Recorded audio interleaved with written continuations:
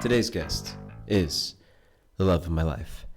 Nalaya Chakana is an intimacy coach and stuff. And she's been on the podcast before, so I won't give the long version of her personal intro. Actually, since when she appeared on my podcast back in September or October, we fell in love. She has traveled across the world through COVID times, through quarantine, through multiple continents to get to me, and we have built this incredible home. And we're planning on making this podcast like a month and a half ago. We decided to just hang out and hit record, and this was a very fun episode because it was kind of spurred by some realizations with intimacy and the making of love. It's a fun conversation, and this is episode 100. And I guess I just want to say up top, I knew I would always eventually hit 100. Actually, it kind of ties into one of the themes we speak about of stepping into more mature archetypes in different stages of life, on how when I started my podcast 5 years ago, I was pretty naive. I thought I would be up in the top 10 charts right under Joe Rogan within like 3 months or something. I mean, not exactly, but I didn't think about it. I was definitely naive. And it's been interesting over 5 years how the podcast has grown, how even like 3 years ago, I didn't realize there were any listeners. So I just stopped looking at my stats, and then I had people. Actually, thank you to anyone who messaged me randomly being like, yo, why haven't you put out an episode? Because that actually is what kept me going, kept me interested. And last year I started doing solo podcasts. And actually, Nalaya speaks about it. That's when she started listening to my show. Anyway, I'm not going to tell the whole episode and make this intro too long, but I'm just really happy. I'm really happy about this podcast reaching the triple digits of guests. I guess that means I've spoken to like 80-something people because I've had a bunch of repeats. And also like just stepping into this new phase of life with this incredible, incredible woman. I didn't share anything that we speak about. We speak about sexual archetypes, entering new phases of life, some elements of our dynamics of things that have worked, and even remnants of old relationship. I hate to use the word trauma, but maybe we call them micro-traumas, or, lingering behavioral residue that has shifted actually in this wonderful relationship. So I hope this is useful to others. Oh, actually, last little bit of fact. So if you listen to the show, you notice every time I've had a guest on, there's been a number. I just copied Joe Rogan. And I always said 0 because I wanted to force myself to think in triple digits. I didn't want to be like, I just wanted to just say like episode 10, episode 28. Like I wanted to say 0, 28 to force myself to get into the point where I'm in the triple digits. And now I'm legitimately in the triple digits. Anyway, I won't speak more about myself. Right now you're listening to episode 0100, Nalaya Chakana. Enjoy. The only real time we spent one-on-one time together before you came to Thailand, we recorded a YouTube video about food. This was 4 years ago. A mutual friend connected us. I remember you drove up the hill on your red bike. And, in the intro, it took like 5 or 7 times for me to pronounce your name right. It's like, I kept wanting, because I thought it was an Indian word, so I wanted to put the accent on the first syllable. Nalaya Chakana. Anyway, I'm being a terrible host. I haven't let you speak at all. Oh, I love this. So this is kind of an somewhat impromptu podcast. So actually, the funny thing, I'm just going to interrupt you. Do it. The funny thing that you brought up this video that we made in 2016, 17? Early 17. Is that I used it as an example this morning in my session with my client. Wow. And I haven't thought about this video in quite a little while. Were you guys talking about the importance of eating apples? I was talking about... And then you showed a cabbage. I didn't know it's just a round thing. I don't eat vegetables that much. Yeah, we were talking about cabbage. But go on. What did you say in your session with your client? Yeah, I mean, quite a few of my clients right now are really inspired by our story. And so I weave little anecdotes into my guidance. And I think this one was more about the innocence of our meeting, and yet a particular seed got planted.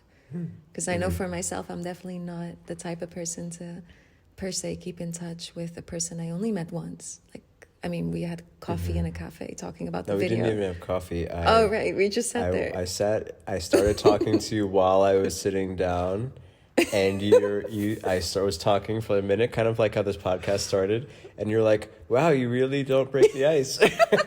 Oh, no, you were like, Louise, our mutual friend, you're like, oh, Louisa said you would just jump in. Like, you don't... I was like, yeah, I mean, I'm from New York. It was, I mean, hey, I'm from Holland. We're really direct, but some aspect of let's fuse our energies. Because with the video, it was the same. I was like, oh my God, I'm like just in the, ¿cómo se dice? In the house, and immediately you hit record. Actually, I even spoke of that in my session this morning with my client. It was like, so in a way, I never really got to know you other than sense something about you, because you didn't break the ice. You're not one to small talk. And so there was actually zero information I had about you personally. I wanted you to think I was cool. Not that that's not why I did those things, but that was kind of just that's how I am still, kind of. But the point I'm trying to make is that I've traveled for more than a decade. I've met a lot of people, and it's rare for me to stay in touch with someone who I barely knew anything about and who I'd only met once, like you, in 2016 or 17. And so there was just simply something that for me was obvious, and it made more sense now that we are here, like looking in retrospect. Yeah, I feel the same. I thought of you as the type of woman I wanted to be with, but you were kind of like a fictional character who once in a blue moon would send me a WhatsApp about something business related. Usually. Yeah. Yeah. Yeah. I mean, this is how I remember the time that when you invited me for your podcast. Obviously it took us about a month and a half to actually do the podcast. So there was a lot of back and forth about rescheduling for different reasons. And so you were in my thoughts. And as I would talk to my girlfriends about doing that podcast with you, I literally described you as, the kind of man I want to be with. Like, stated it as a symbol. So this morning when I was talking about you, I even shared with her like that it I'm quite old school. Like, I've never been on dating apps. I really believe in the law of attraction. I mean, my whole work is based on that. It's like I don't feel chances increase when being on a dating app. I actually feel they decrease. And the more we trust in the universe, the more we trust in resonance, really attracting resonance rather than forcing it. And so when you and I reconnected and I felt that attraction that has literally always been there for you, I stepped in it, kind of feeling, literally saying actually to the universe, okay, if this is meant to work out, at some point we are going to be in the same country at the same time. And if that happens, of course I would give it a shot.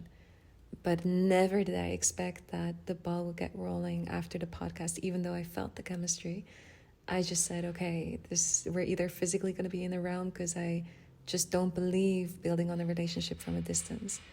But I had no choice, because I felt something with you I couldn't put my finger on, but it was just like this knowing that has always been there kind of feeling. Yeah. And I remember when we connected on the podcast, I was trying to start a community house with friends, and I sent you the video.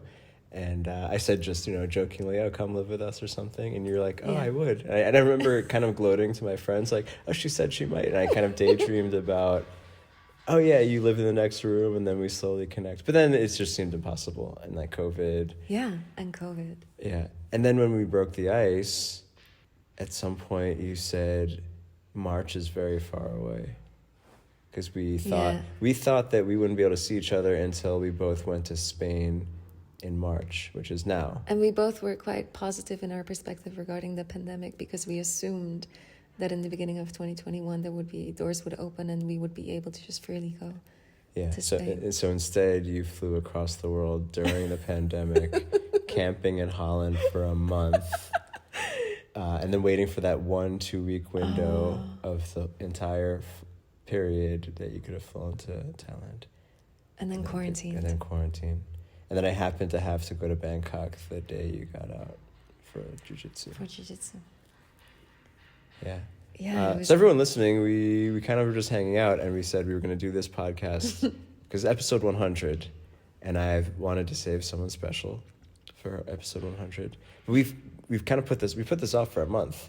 We moved into a new house, more than a month again. No, I was here just before, on solstice, so right before Christmas. Oh yeah, and I haven't done a guest podcast since. Yeah. And it's almost equinox, so like. Oh, that's 3 months. Wow. How about that? Nearly, yeah. Yeah. Anyway, here we are. We're having a moment. Here we are. Having a moment. What can I say? We decided we ought to make more love. Yes. Yeah, we won't even go to the backstory. That's just a thing we decided. Go for dinner. And it seemed like the perfect time to record. I guess part of this is kind of just like me announcing for real to my podcast. I've mentioned you in a few episodes. But it's nice to have you on. Thanks for coming. Thanks for making it. Yeah, thanks for inviting me. Well, actually, doing this polite stuff. Yeah. So we did talk earlier before this impromptu recording that we would speak about. We had some topics. One was fighting. Fighting? Oh no. We talked about that fighting. I didn't know we were talking about fighting. No, we talked about the fluidity of our little moments of disconnection that just. We're just so fluid in our understanding and coming to an agreement, and it immediately causing us to connect more deeply. And we were talking about how easy it is for most couples, or even us in the past relationships, for that to escalate. And that both of us are, I don't know, like some of these little moments of friction have actually been the most valuable for me, or like they really touch me in my heart. In a beautiful, positive way, because it every time made me just fall in love with you more. I want to give an example. Go on. So the one I'm remembering, which I really actually thought was, I really thought this would become a fight, or I think I just I had put laundry in. I guess the details aren't that interesting. I put laundry in. It was a weight, and we had a disagreement over laundry. Let's just whatever. I don't even remember the details of some. Anyway, I felt I was doing something for you. You felt you were doing something for me. Yeah. But then I felt like you were being passive aggressive in the way that you told me you were doing something for me to accommodate behavior that I did that you didn't like. Anyway, that's not really important, but we had a clash where I think we both felt defensive and entitled.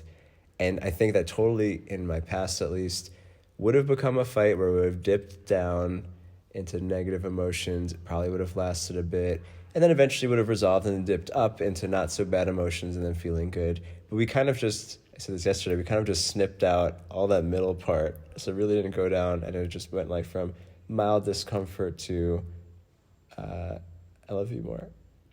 And I want to add that, because I was wrong about the laundry.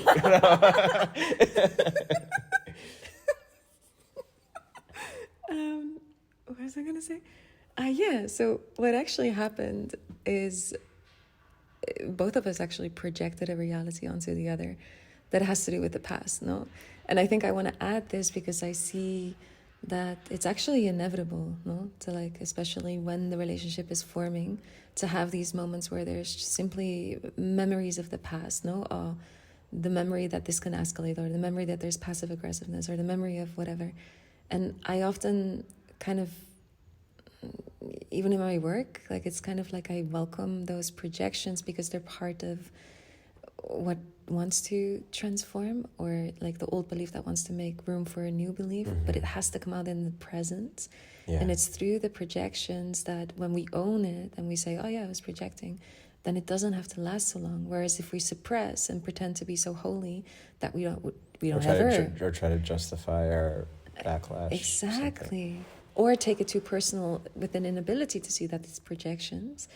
All of those are reasons for it to escalate. But instead it's like, okay, we allow it. And yeah. So anyway, I just wanted to add that because it's like the suppression of the projection often makes it worse. Yeah. As I said to you yesterday, like I realized what allows me not to go too defensive is just like, I trust you. So I don't feel like I need to defend. Yeah.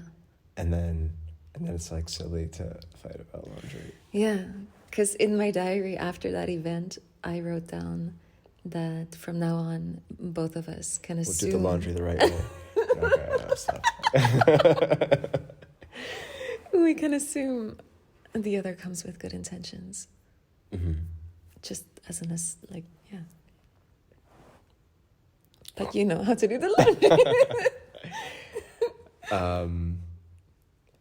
The other thing was, I think we were speaking about how men or women can support men in their masculinity, or men can support women in their feminine, I think.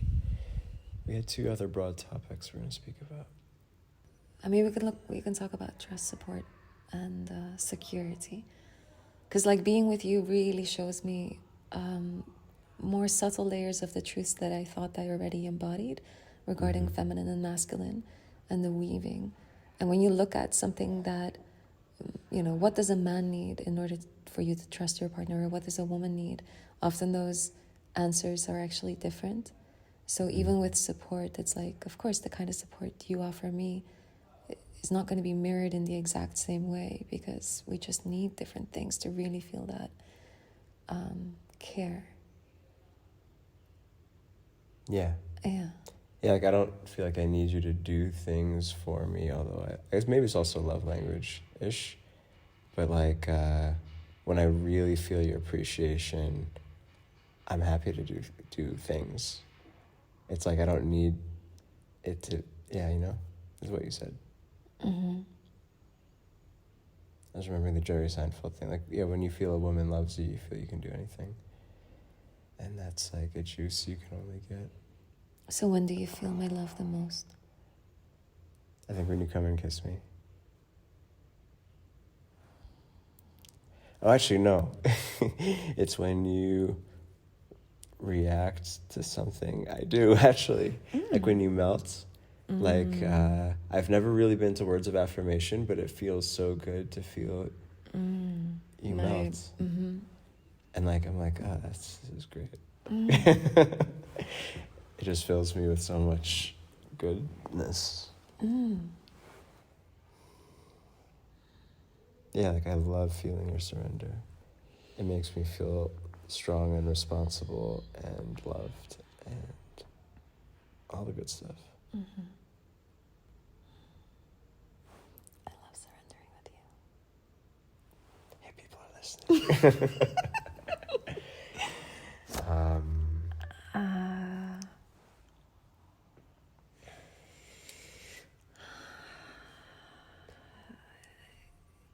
Yeah, I was just trying to think of like, when do I really feel your support? I guess in various ways. Yeah, when taking initiative. Actually, it doesn't matter what it is. So for example, obviously I can have emotional moments that it's not that easy to verbalize. And so if there's then initiative, either the initiative of like, we don't have to speak, but let's move this energy, or initiative, then I really feel your love so strong.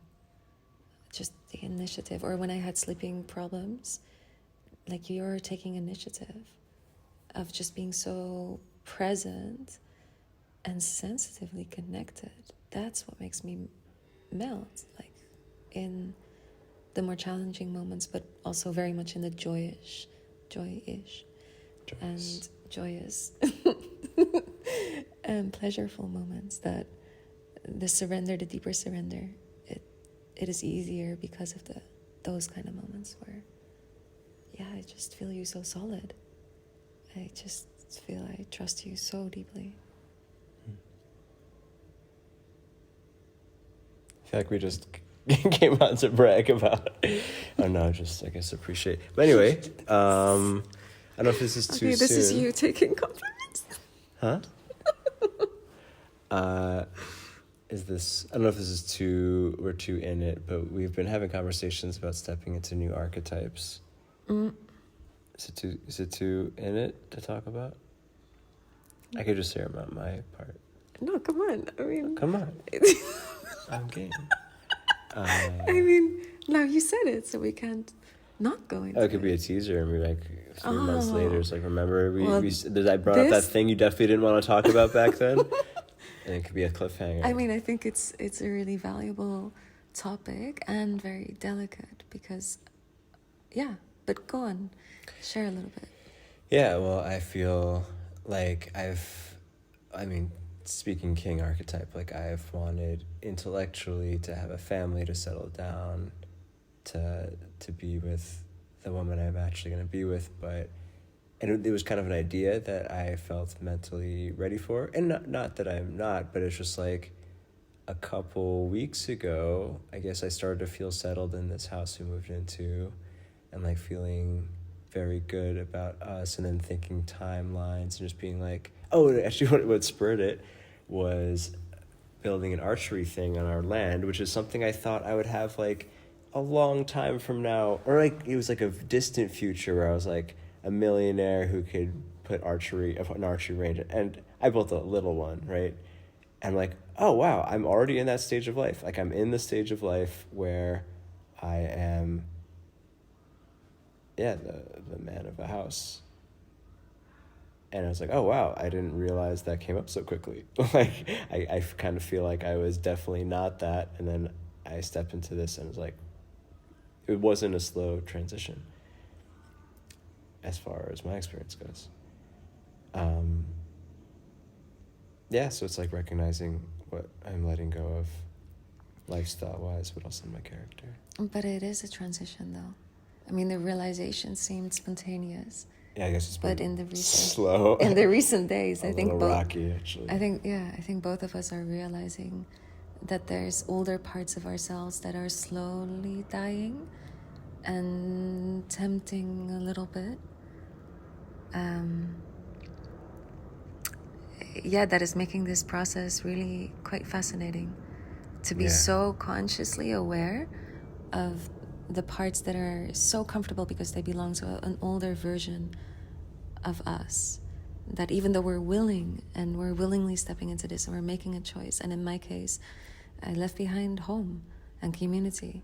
That was my stability in Peru for 5 years, and it's like all of this newness, so welcome, and feeling so open, and yet simply having parts of me being making room slowly. And it's fascinating because your comment after you got you built the archery space here in the garden, your comment that it didn't resonate with me initially, and then after going a little deeper within myself, I could see that this whole process of what am I leaving behind, who's this archetype I was in the Sacred Valley, what is the role I played, and what is the plateau I got to within my entrepreneurship, which I knew needed this, basically what we have here, to upgrade and to transform. It was like all along, all these symptoms were passing and falling away, to bring me more and more and more present, but also emptier and emptier and emptier and emptier. And you talking about the king clicked it into place for me to see that sometimes, as opposed to purging the past or being really present, sometimes we have to point the arrow in the direction that we truly want to go into, with more clarity, to really see like what is the value of what we're birthing within ourselves in this mature form of relating. Yeah, I mean, maybe this is too sensitive to talk about. She's making hand gestures to me. 2 words. First word. I see a round ball. Belly ball. What?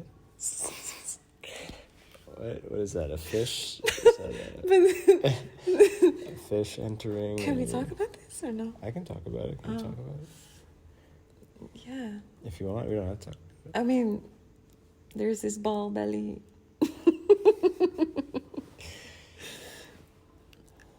I don't know. Maybe we can talk about it another time. Okay, I have to say something now that you've made it so obvious.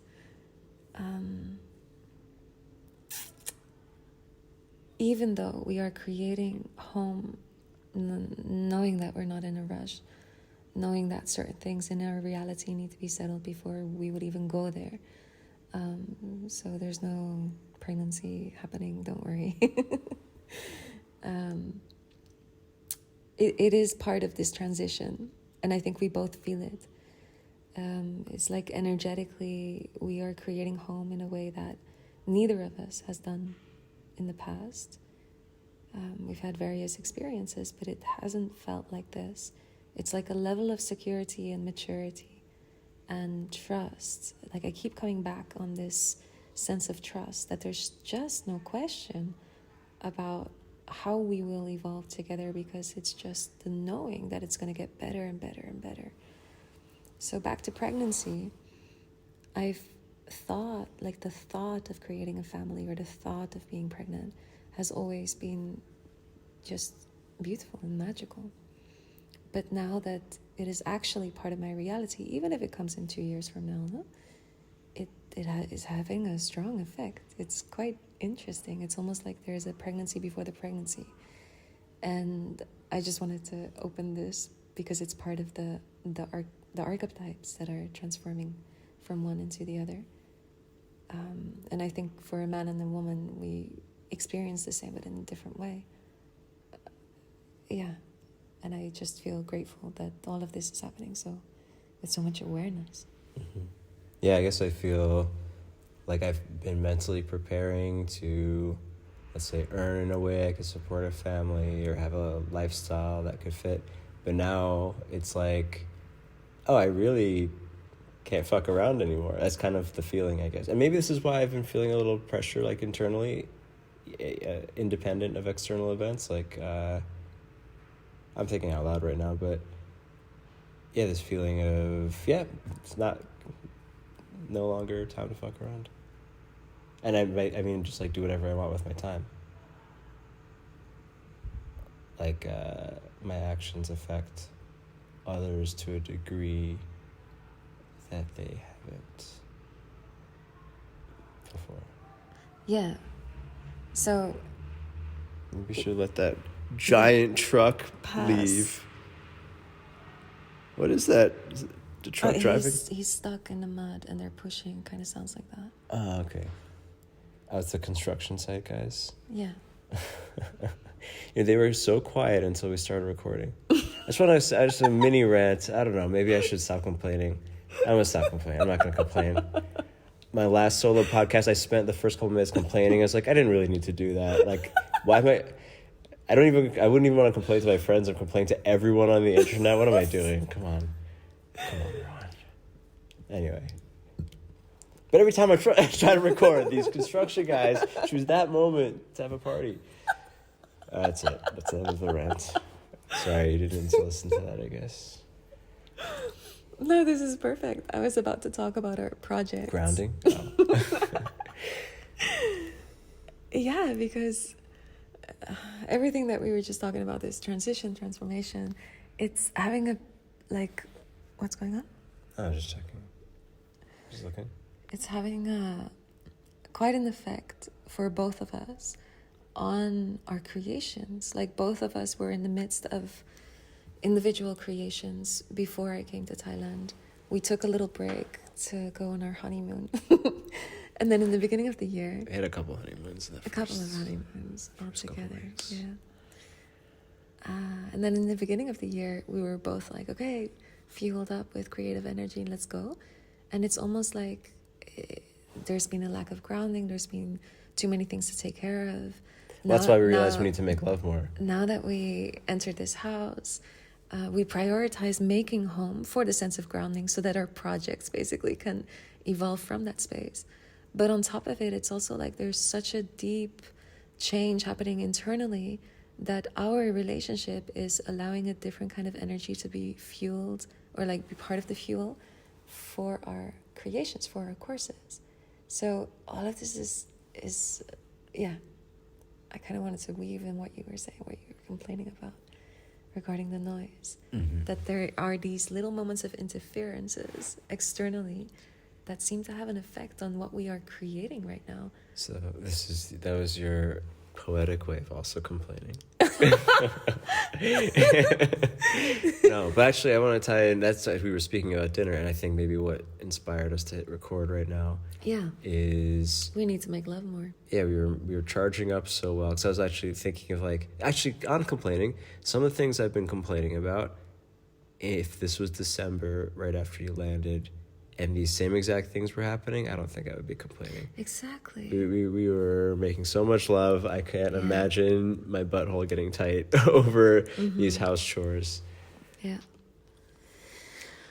Yeah. So it's I think, it's actually nice to put into practice this idea that I think we both have believed in and sure have experienced, but that our sexuality is a fuel source. But now we actually get to see the stark contrast. Yeah, exactly. Month to month. And, I've mentioned this before, that sometimes when I get so fatigued, I don't know if it's like a deeper relaxation of my nervous system, but often fatigue comes hand in hand with more horniness. And I also think that it's meant to be like that on occasion, where when the horniness comes when being tired, it's literally the body saying, come on, charge here. Yeah. I guess I have a more masculine conclusion, which is I need to optimize for lovemaking, which I know you don't like hearing that way, but it's like, I mean... Why don't I like when you feel it? What? I don't know, I'm like scheduling... No, it's not that it's just like, these last days have been very full. I'll speak for myself. I think I've been experiencing similar, that like I'm just exhausted at night and we are kind of running around all day. Anyway, we've agreed to making love first thing in the morning. Yeah. And don't talk about this other idea we had, because it kind of goes hand in hand. What other idea? I don't remember it actually. Wait, she's miming. Oh, okay. Anyway, this is for the future. This is a little cliffhanger. In some time, we will create something else. Okay. All right, I guess, is this episode 100 right here? This is a short episode for 100. It is. We can add Wait, more. Oh, come on. We need somewhat of a good anecdote. Let's finish with a good anecdote. Stories are always better. Tell me a story, mister.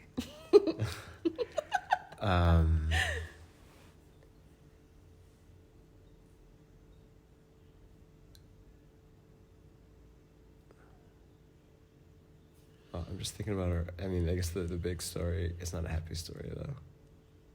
Oh. I was going to actually I tried to record, finishing the complaint, I tried to record a solo podcast this morning, but the construction started right after I set up the equipment. But I was going to dedicate it to our bunny rabbit, Bowie, who lived wild and free, and possibly, it seems very likely that he has passed. He did not come back from his walkabout, and there are predators in the neighborhood. And I was going to open that episode by saying, I realize it's kind of humorous for a grown man with a masculinity podcast to dedicate an episode to his pet bunny rabbit, but that bunny rabbit had huge balls, literally and figuratively, and he lived by certain principles. And he was very funny. He's very funny. He was very affectionate, but he was also really bold. He was... Yeah. He chased the cat. He chased a cat. It's a bunny rabbit. A tiny little bunny rabbit chased a cat. We have 5 chickens, and the chickens would sometimes get threatened by his alpha stoic groundedness, and they would sometimes gang up on him, and he would zip and zap like Israel Adesanya. He would continue eating, he would continue chewing grass while the chickens were trying to peck at him, and he would just move an inch out of the way and keep eating. And then once in a while he would get pissed off, he would snap back at them, and and then the chickens would scatter. The bunny was the alpha chicken in our yard. And that's why he was great. He was a great bunny. He exemplified all the principles of grounding and masculinity. And he also honored freedom and exploration and needing to step over the border of his comfort zone. So literally he did that and didn't return. And of course I did think, I'm sure some people would think, oh, why didn't you cage your bunny? It would have been safe. But knowing our bunny's personality, he definitely chose to live by the sword, die by the sword. Exactly. And I think it's a better life, even though it's a shorter life, to have known the wild. Because we saw his instincts. Oh, this is interesting. Actually, I want to talk about this. Yeah, like when he came to me as almost a newborn, being caged, he acted one way, having like space to roam around the house. He acted another way, but his first few days outside, his personality totally changed. Like he grew up in front of our eyes in a sense. Yeah. Like he became like his body language, his movements became different. His eyes changed because you could see his pupils contract a little more because he wasn't in relaxed mode anymore. He was in, there's predators out here. I need to be tough. And pay attention constantly. Because you said he didn't allow you to touch his ears. Because he needs his ears. Like bunnies are pretty much blind. Yeah. So to be pet outside. And also picked up, like my cat in Peru, he doesn't want to be picked up outside. Because it's like, that's dangerous. The place he needs to be alert. Mm. So yeah, we saw his instincts. Yeah, just rise up. Yeah. Yeah. And at least we got to see that. Oh, like he's had a few weeks outside. Yeah. And I mean, how long do bunnies live? I mean, years, I guess. Anyway, I'm not going to think about that. I remember in the beginning you looked up all the things that could kill a bunny. There's many. Yeah. Water. That's when they're like babies. Like the slightest thing kills them. That's why bunnies have to make so many. Anyways. Bunnies make love a lot.